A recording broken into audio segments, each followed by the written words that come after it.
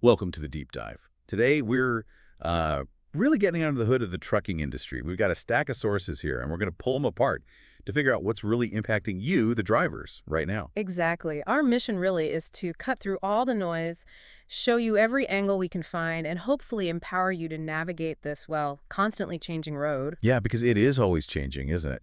We've got material from places like Truckers VA, insights from Life as a Trucker too, sources that, speak directly to the folks behind the wheel. Right. The goal isn't just to say, here's what's happening. It's about why it matters, why it affects your day-to-day, your future, and making sure you feel well seen and supported out there.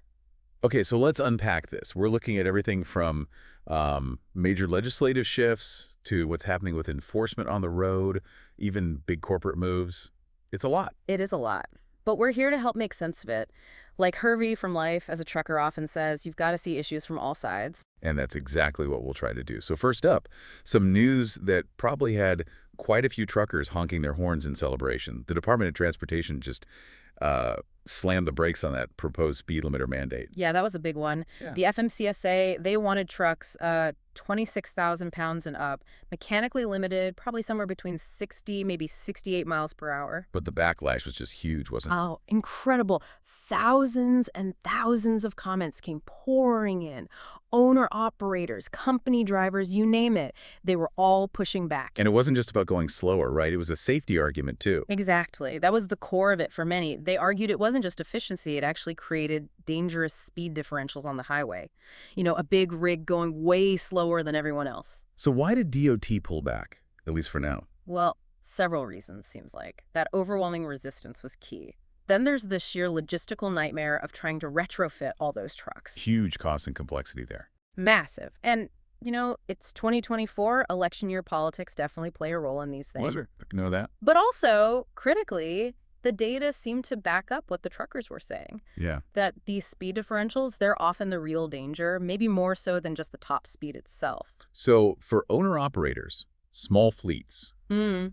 this is a major sigh of relief. Oh, absolutely. No new mandatory tech installs, no fines hanging over their heads for this specific issue. But for company drivers, maybe not much changes immediately. A lot of big fleets already have limiters. That's right. Many big carriers already have their own internal speed caps. So, their trucks aren't suddenly going to become rocket ships overnight. It really does spark that debate, though, doesn't it? About what real safety means. Yeah. Is it about limiting the truck itself, or is it about trusting a well-trained professional driver to manage the conditions? It's a fundamental question. Okay, sticking with safety, let's shift gears. Let's talk about load securement. Something absolutely critical, but maybe sometimes overlooked. Definitely. And a recent incident in Iowa really brings it home. State troopers pulled a flatbed rig right out of service. Serious violations. What kind of things are we talking about? Well, frayed straps, improperly tensioned straps, no edge protection where it was needed, cargo wasn't blocked or braced correctly, even damaged binder hooks. Just a mess. Wow. That's not just a minor oversight. Not at all. This wasn't just a citation. You could call it a career checkpoint for that driver. And when you connect this to the bigger picture, you see patterns. Like what? Why does this happen? Often it's that time crunch pressure, feeling rushed, or maybe that it'll be fine, kind of thinking it worked last time. Complacency. Exactly. Yeah. Sometimes it's inadequate training from certain companies, or just being given lousy, worn-out equipment to work with. It's this sort of systemic sloppiness that can have, well, genuinely dire consequences. And the cost, if you get it wrong, Yeah. it's steep. Oh, yeah. Forget a slap on the wrist. You're looking at fines, maybe $500 up to $2,000, sometimes more, per violation. Plus being put out of service, right. Yeah. That kills your earnings. Immediately. Kills your clock, kills your paycheck. Then you've got the CSA score hits. Those points follow you. They can make getting future jobs harder. And the worst case, liability in an accident. Absolutely. If that load shifts or spills, huge liability. Not to mention the risk of serious injury or worse to others on the road. It's just not worth the risk. This raises that question of responsibility, doesn't it? Some drivers say, just do your job right. Yeah, you hear that. The veterans, the old heads, they kind of shake their heads and say, look, this stuff is trucking 101, basic fundamentals. But others argue they're pressured, maybe don't have the right tools or enough time. Right, and that's a valid point too. Are drivers being set up for failure sometimes? It's probably mixed, depending on the situation. But the bottom line is the responsibility ultimately falls on the driver to ensure it's safe before rolling. So what's the practical advice here? What should you be doing right now?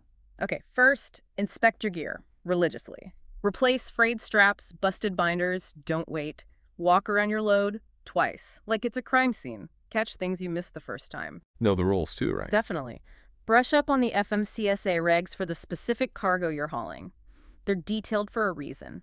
Importantly, speak up. If your equipment is garbage, or if you're not being given what you need, say something. Don't let one lazy moment or being rushed ruin your career or worse. Exactly. Take control of your safety. It's paramount. Okay, let's pivot from physical safety to financial currents and some of the structural challenges drivers face. There was a headline recently that hit like a hard break for some.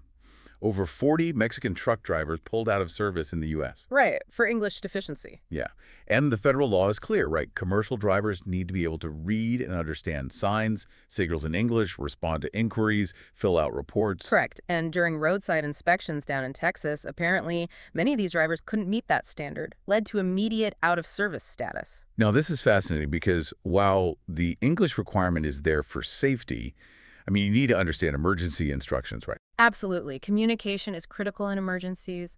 Understanding detours, interacting with enforcement, it's a valid safety rule. But many see this incident as a symptom of something bigger. That's the feeling, yeah. With more cross-border freight, some argue the FMCSA's vetting process for foreign carriers hasn't been, maybe, strict enough. And the drivers themselves. Well, some express real frustration, claiming they weren't even told about the requirement properly, or maybe just given some canned answers to memorize, which, isn't real communication. So you've got all these different perspectives colliding here. Totally. You have U.S. drivers, many applauding the enforcement, saying it's about safety consistency, fair's fair. Then the Mexican drivers feeling misled, unprepared. Right. And the carriers involved, they're probably sweating, worried about losing drivers, especially if it's peak season.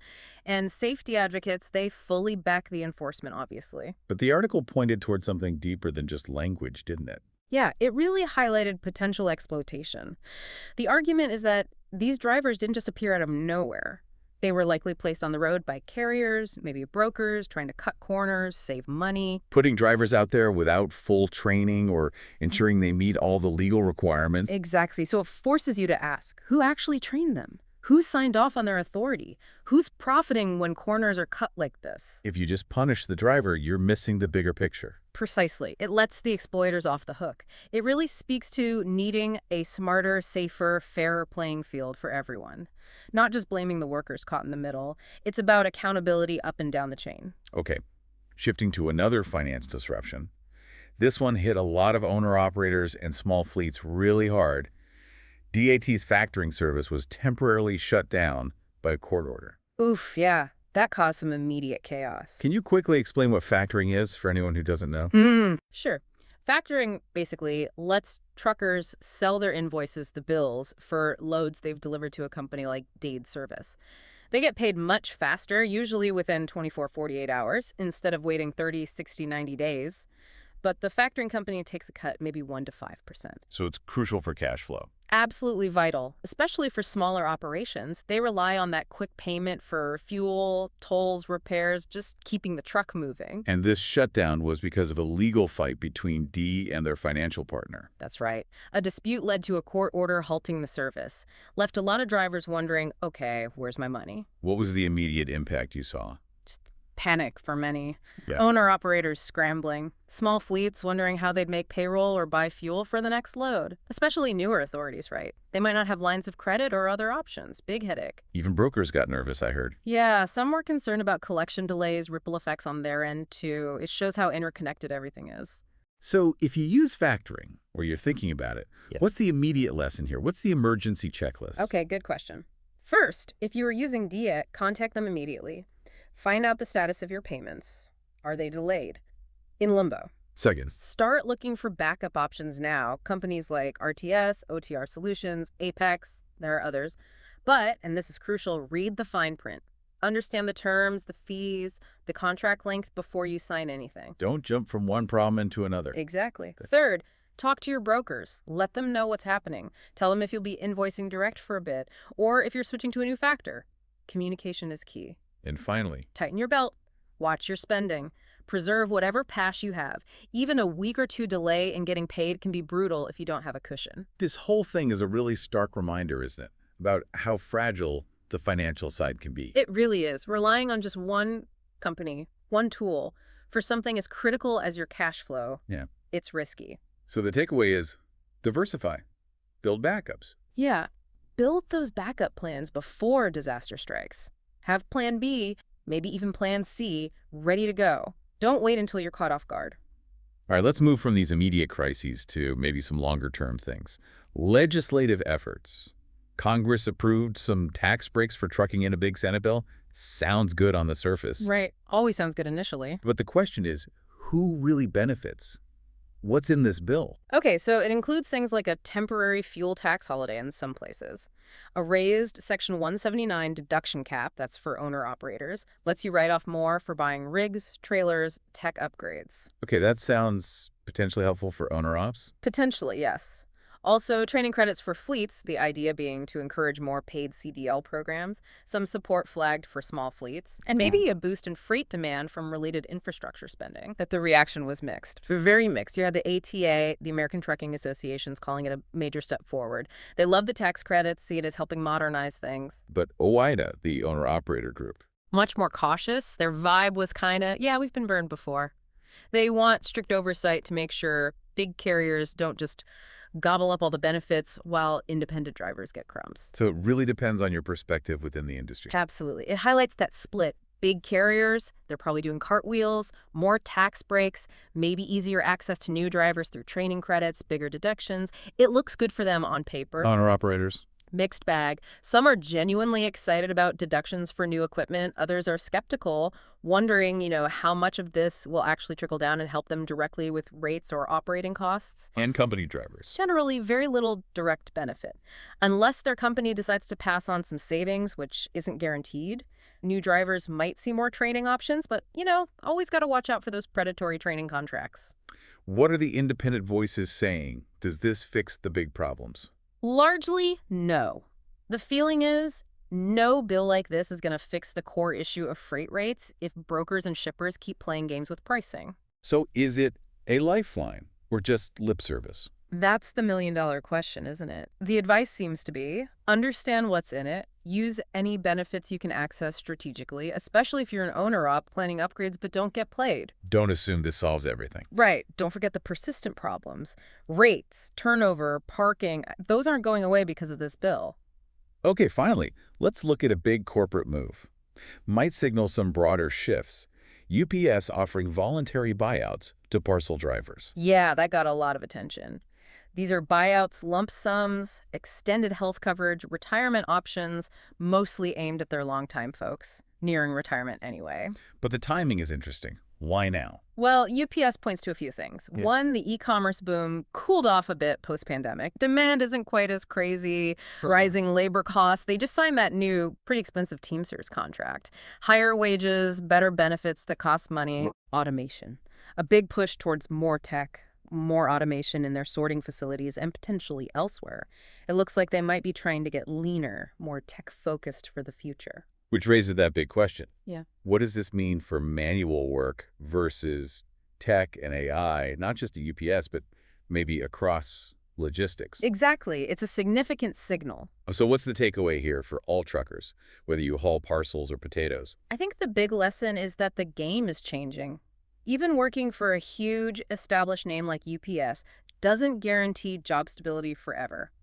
Things shift. It's a reminder that you need an exit plan. A huge reminder. Don't wait until you're burnt out or facing a buyout to figure out what's next for you.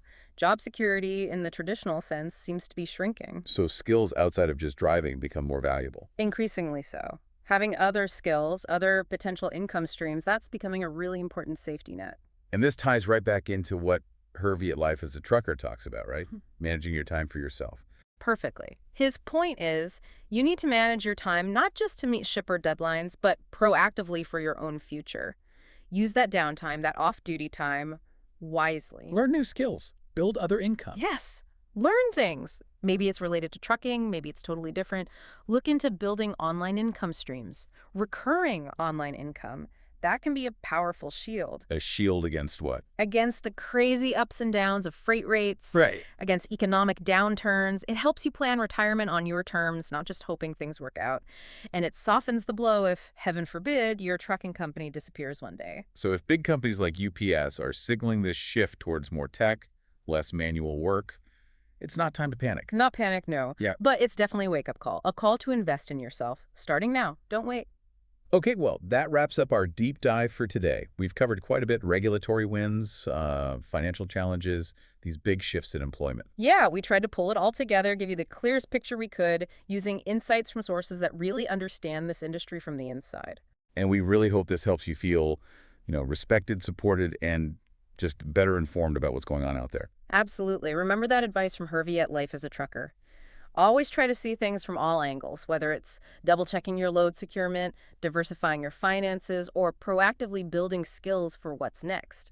Your own agency, your resilience, those are your best assets. So the final thought for you, the listener, it's really about being proactive. Take charge of your career, your money, your future. Don't wait for a buyout offer or a court order or some other crisis to force you to think about your next move. Start building that shield now. We definitely encourage you to dig deeper into the original sources if you want more detail. Check out lifesatrucker.com, retirefromtrucking.com. They've got guides, training, even stuff on using AI tools to build those extra income streams. Yeah, some really practical stuff there. So always be ready, stay sharp out there, and please drive safe. You've got this. You really do. We'll catch you on the next deep dive.